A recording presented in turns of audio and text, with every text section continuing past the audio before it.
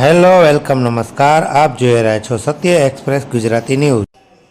તારીખ 7મી મે સમગ્ર ગુજરાતની સાથે સુરેન્દ્રનગરની લોકસભા સીટ ઉપર પણ મતદાન યોજાયું હતું, જેમાં અલગ અલગ મતદાન મથકો ઉપર લોકોએ શાંતિપૂર્ણ રીતે મતદાન કર્યું હતું।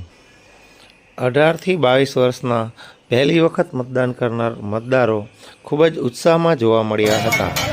વોર્ડ નંબર 4ના નાગરિકો થાળી વગાડતા મતદાન કરવા નીકળ્યા હતા, જેમાં ધારાસભ્ય જગદીશભાઈ મકવાણા અને પાલિકા પ્રમુખ જીજ્ઞાબેન પંડ્યા જોડાયા હતા।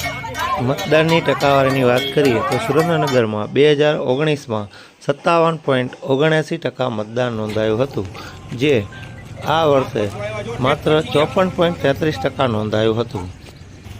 ક્ષત્રિય આગેવાનોએ પણ પરંપરાગત પાઘડી પહેરી અને જય ભવાનીના નારા સાથે મતદાન કર્યું હતું। ઝાલાવાડની સીટ પર 43 ડિગ્રી ગરમી અને ક્ષત્રિય આંદોલનની અસરના કારણે મતદાનમાં પણ 3.46%નો ઘટાડો થયો હતો। સુરેન્દ્રનગરની સીટ પર છેલ્લી 2 ટર્મથી ભાજપનો દબદબો રહ્યો છે, પરંતુ ક્ષત્રિયો અને તળપદા કોળી જ્ઞાતિનું કોમ્બિનેશન આ વખતે ભાજપનું ગણિત બદલાવી શકે છે।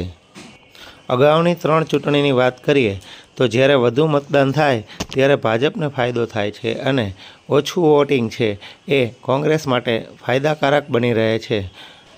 મતદાનની ટકાવારી ઘટી છે ત્યારે મતદારોના મનમાં શું હતું તે તો હવે 4 જૂને પરિણામ આવ્યા બાદ જ ખબર પડશે।